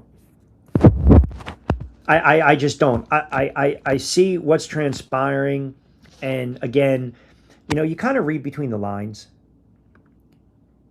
And the fact that you had a member of the Fever that came out and retweeted an article that basically crushed her, that's a problem. You know, the sideline spat with the coach pulling her, benching her, that's a problem. The league not protecting her, that's a problem. So those are 1, 2, 3 strike. You know, the square peg in that round hole, that's another strike. It's just adding up. It's adding up. It's adding up. It's all adding up. So eventually you got to decide, hey, I'm going to go in a different direction. I can start my own league. I can still grow the sport of basketball. I can be more global. I can be more powerful. I can be more influential. And I can cripple the league that didn't support me. I can cripple the league that did not, you know, brand me the right way, push me the right way, market me the right way. The league, Nike, they all dropped the ball. They all dropped the ball. Like it's different. In the NBA, you started to see, back in the day, you started to see it. You started to see it, did you not? Michael Jordan, here we go. The appeal. Michael Jordan. Michael Jordan was not Air Jordan, right? Michael Jordan was not Michael Jordan in 84, in 85. But when Michael Jordan scored 63 against the Boston Celtics in the playoffs, people kind of went, oh, this kid can friggin' play. This kid can play. Yeah, we saw him hit the shot against Georgetown. But remember, too, are we even, the funny thing about this? Are we even talking about that moment if Freddie Brown doesn't throw the ball away to James Worthy?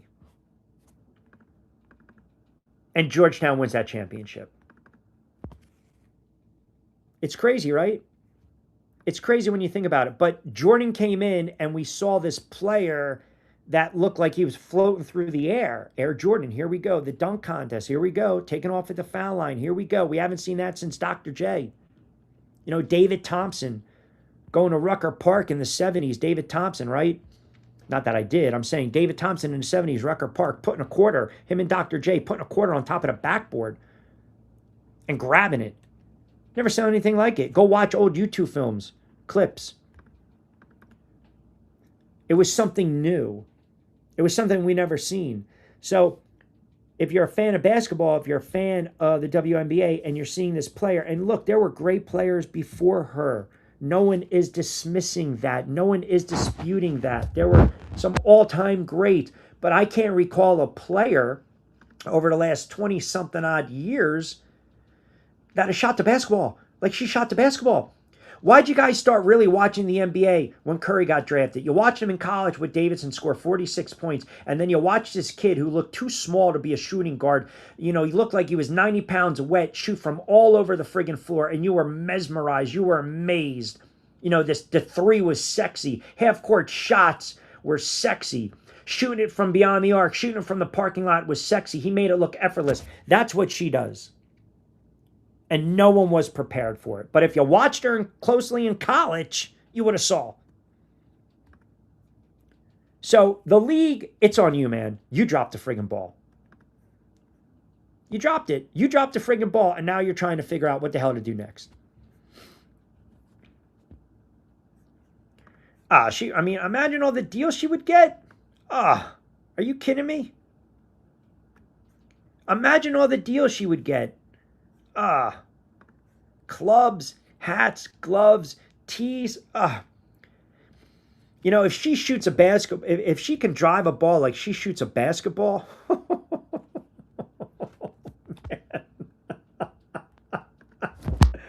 oh my goodness. It would be the Tiger effect. It really would. Tiger Woods, look, you guys might have played golf. You guys might have liked golf, but Tiger Woods made golf sexy. Tiger Woods made golf cool. The red shirt, the black shirt, all dark, right? The hat, the scowl, he looked athletic, dunk a basketball. He made it cool. Everyone's like, I'm picking up a club. Here we go. D in Laurel Springs chimes in. Q, do you know how many flagrant fouls Caitlin Clark has had this season? I think DB brought it up yesterday on the air. I know I mentioned she gets an early foul trouble, but I don't think she has a ton. I think there's been a lot of I think 15% of the league flagrant fouls have been against her. Look, I started to show off with this, and I'll start to close it out with this. If you're trying to win in the WNBA, if the league itself is trying to win, then don't lose Caitlin Clark. And I think I've kind of laid out the evidence that suggests they are intentionally sabotaging her, whether you agree or not. And it's one of the reasons I piggybacked it from yesterday's show. This is why I think she's got no choice to leave the WNBA. Either go overseas or, I like the idea, start your own league. Because you're talking about the hook, right? You got a superstar that's moving the friggin' needle. And all you had to do was roll out the red carpet. I wasn't saying you need to dress her up and handhold her, but you roll it out. Instead, you set up roadblocks. You're making the path, you're making the walk that much more harder. And if you can't protect the player, you can't in essence protect the Clark effect.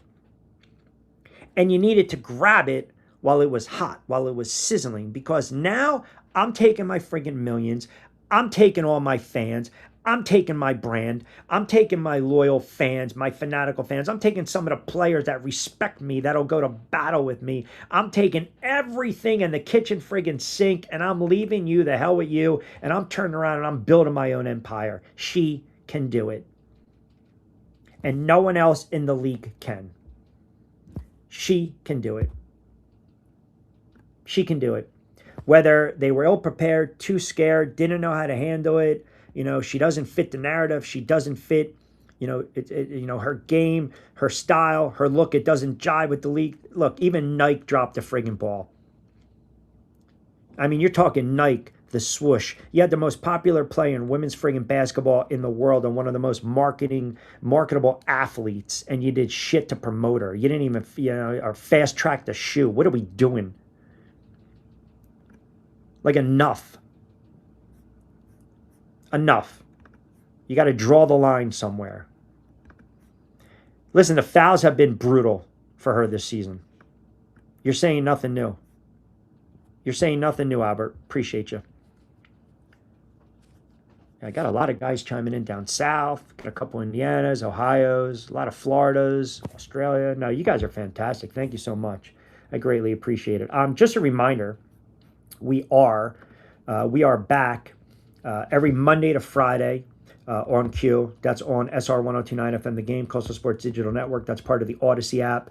We also fire off, obviously, on my YouTube channel. So, we love the engagement. You guys are fantastic. I appreciate everyone always commenting in. And I kind of wanted to piggyback from yesterday's show because there was a ton of engagement. And it was there was a lot of good dialogue, passionate dialogue, entertaining dialogue from you guys. And that's what we try to do. Like, I want you guys to get engaged and be part of the show. That's my goal. I want you to, when you tune out, sit there and say it was engaging, it was informative, it was entertaining. You had a couple good thoughts. You had a couple of interesting things to say. I'm going to subscribe. I'm going to check it out. I'm going to log on again. That's my goal. If I was able to do that, I greatly appreciate it. And like I said, the best you can do, keep locking in, subscribing, sharing with your friends, and keep engaging in the show, because I love the fact that you guys engage. You guys are commenting, and you guys are listening, and that's good. That's what I like. That's what I like. Reese says the new rules are literally against her. The other thing too, Reese, funny you mentioned this. I went back. Hold on, let me pull up these. I had to prepare. We had to prepare for today. So tell me what you think about this. These are her last. Man, she does get assessed a lot of personal fouls. Her last 1, 2, 3, 4, 5, 6. Well, hell, go through the whole season. I don't care. 4 fouls, 5 fouls, 3 fouls, 4 fouls, 2, 2, 5, 3, 5, 2.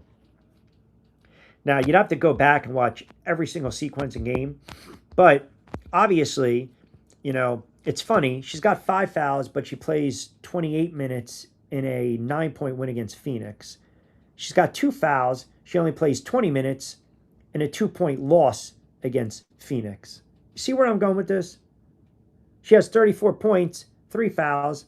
She plays 34 minutes. Like, there is a element of why she's not on the floor late in a game. And you can't just always give me the excuse because of she gets in foul trouble too early. Okay, that's earlier in the game. Hell, Kat got assessed 2 personal fouls 30 seconds into the first quarter in an NBA Finals game. He was still out there in the second quarter. So this goes back to what? This goes back to the head coach. It goes back to the head coach. And it goes back to the decision-making. It goes back to the decision-making. Look, she's getting to the point where she's so frustrated. That's why she's going back at the refs. I think right now, at this point, how do you not say it's over? She's lost faith in this coach. She's lost faith in this coach. She can't trust this coach. She can't. It took her a week to come out and talk about the Thomas hit because that's the PR. Let it sit, let it marinate, let it simmer. Don't say anything. Let everyone else come to their own conclusion. Well, the consensus was by what? It was a BS shot. It was a dirty shot. Let it sit, let it marinate, let it simmer. Then drop the hammer. And the comments are subtle. The comments are subtle. Talking about the league, talking about the refereeing, making those reference, hiring them as full-time refs. That is basically telling the NBA, get your shit together. I'm about to bolt. There's really no other way to break it down. There's no other way. There's absolutely no other way because I can't recall, and this is earlier in her career where she's had these types of controversies, right? With the interactions with these refs and these technical fouls and these fines for arguing with the officials, right? I mean, my goodness. The clapping, the delay of game. It's just a delay of game technical for kicking the ball away. Okay, you can't do that. Come on, she knows that, right? Delay of game made no sense though. And she felt the ref wanted to insert himself into the game. There's that element too. But you can't sit there and you're clapping your hands. You're getting teed up. Come on, what are we doing? I've seen worse. I've seen worse on the blacktop. That's why she's getting pissed, and that's why she is exposing the league. She is exposing the officiating. She is exposing the refereeing. She is exposing the league and the officiating and the refereeing that they are biased towards her. They are biased against her. They are prejudiced against her. You can't tell me otherwise. You can't. You want to debate me on it, but you can't tell me otherwise. Oh, how about that? And that is a hell of a, what's that handle? Tuesday Twinkies.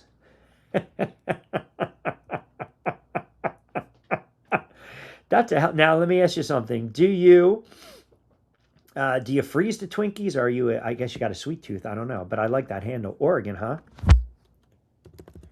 I saw it was very hot, right? Over there recently, like 90s, right? You had some heat waves. Oh, we got. I mean, up and down the East Coast, it was ridiculous. Now, depending upon where you are on the coast, but it's gorgeous out there. It was 98 the other day. Let's see here. Is June a good month to go to Oregon? Yes, June is a fantastic time to visit. There we go. There we go. I like that handle, though. Tuesday Twinkies. There's some dessert or some like snack food, like picky food, like old school food that you can eat it any time of the day. I think Twinkies is one of them. Oh, nice. Very good. Twin blondie girls born on a Tuesday. I like that. I was about to just go back into my Twinkie thought and my zebra cakes, but good. That's excellent. Congratulations. That's awesome. Twin blonde girls born on a Tuesday. I like that. That's fantastic. Wow. Hey, as long as they're healthy and happy, that's all that matters. That's fantastic. Yeah, zebra cakes, you stick them in the freezer. I mean, you can do that with a Twinkie, and you can definitely do that with a zebra cake. All right, let me get to some more of these comments before we close out. Like I said, if you guys like the content, Monday to Friday, we're going to do a lot more in the NBA this week as well. That's good to know. That's very good to know. Zebra cakes, too. Freeze them up. They're delicious. A lot more in the NBA. We'll touch into that, give you a little hook on that. Brown comes out and says what he says about Tatum. So we're going NBA. We also dropped an NFC preview, NFC West, NFC West, NFC North that dropped on the channel. Lloyd Vance, who joins me during the week, does a great job covering the NFL, SR 1029 FM The Game. We run through the gamut of everything NFL-wise. So we'll go heavy in the NFL, college football, NFL 2 come August, September. If you guys do dive a little bit into the sports betting space sphere, we don't shill, okay? We just give you our thoughts on some of these games from a betting standpoint. We give you picks. They're free. But again, it's entertainment purposes only if you dabble into that as well. So that's our Back Your Play show, which will be dropping as well. All right, let me clean up a couple thoughts here. I got a couple more guys chiming in.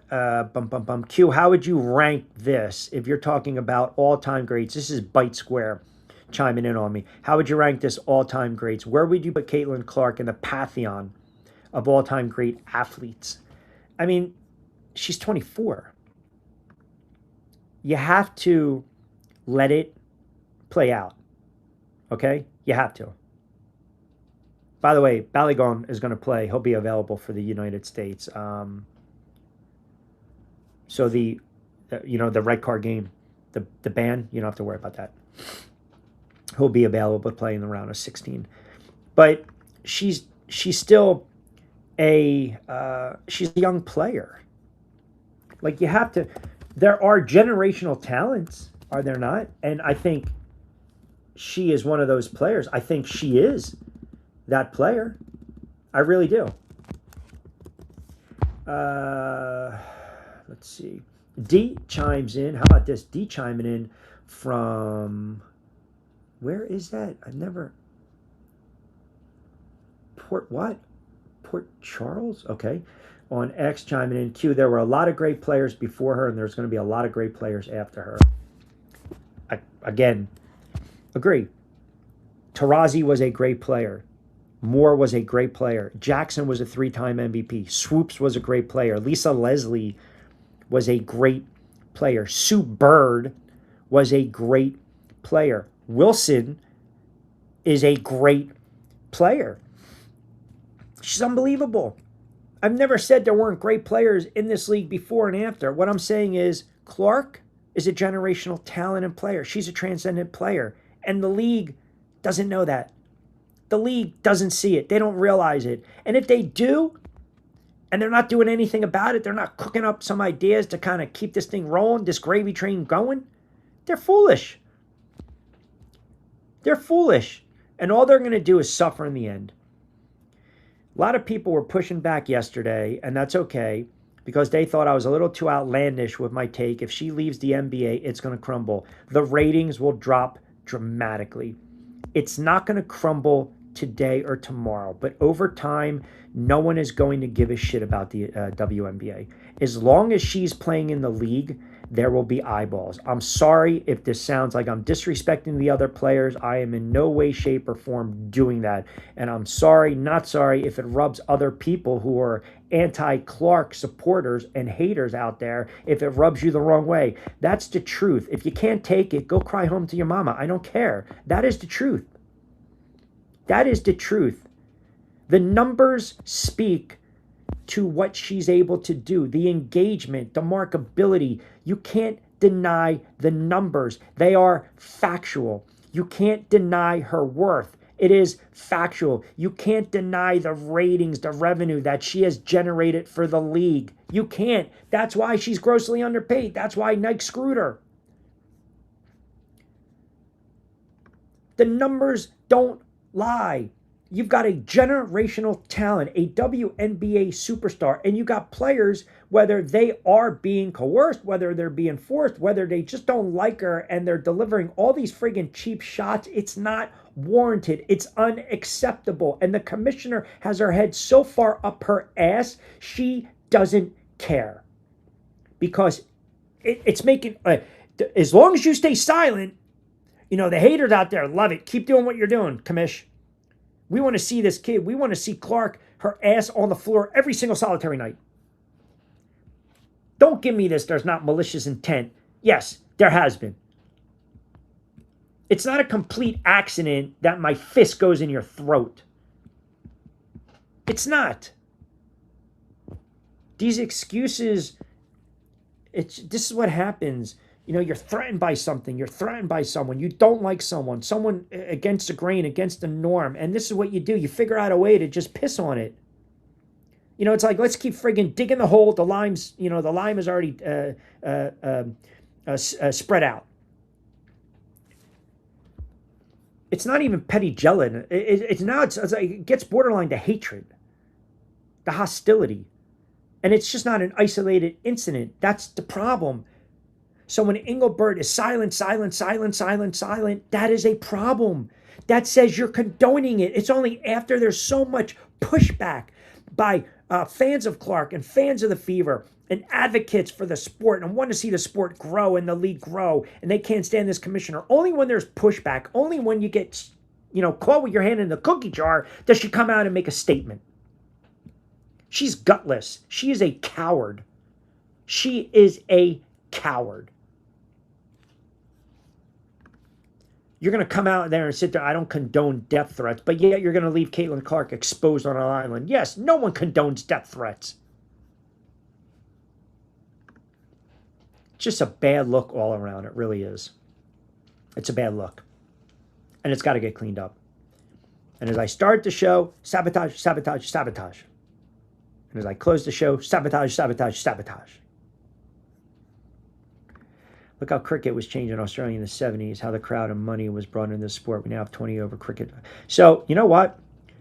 I actually watch cricket on YouTube. I can't believe how many eyeballs are live on these games. I'm sorry, on these matches. How about that? You get some viewers in Australia. Tell your friends, Margaret. Tell your friends. I appreciate it. All right, you guys, I wonder what time it is over there, too. Is it like 24? I'm horrible when it comes to that, by the way. For the first timers, you'll learn that about me very fast.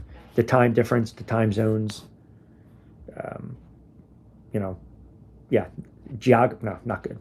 You can put a map in front of me. I'm still clueless. All right. So all right. Greatly appreciate all you guys chiming in on this Sunday. Hope everyone had a good 4th of July.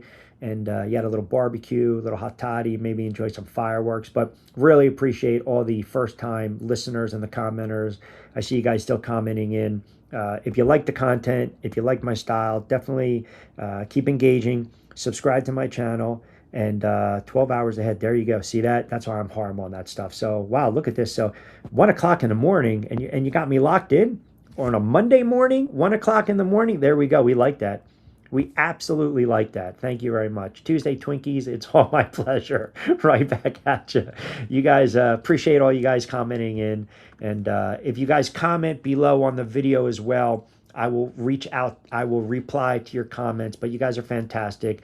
Have a wonderful Sports Thursday. I might do a little quick hit on the NBA later tonight. If not, you'll catch me tomorrow on a Monday. We typically fire off right around the sweet spot, right around 3, 4-ish in the afternoon Eastern time. So that's kind of our sweet spot. But the shows are always on demand. I also put all the audio up on Spotify, Amazon, Apple, wherever you get your podcast. Give me a follow, too, on social media, at Rich Q on Q, which is very easy to do. Also on IG, I post a substantial amount of content on IG, and then on X, at Rich Q, or I should say TikTok, at Rich Q on the mic. So I put all my handles in the show notes, so you guys can give me a follow, as I mentioned. But we're also live too, Monday to Friday, 4 to 6, Odyssey app. Check out Coastal Sports Digital Network. And I said we fire off. We kind of figure out the sweet spot right around 3-ish, 4-ish.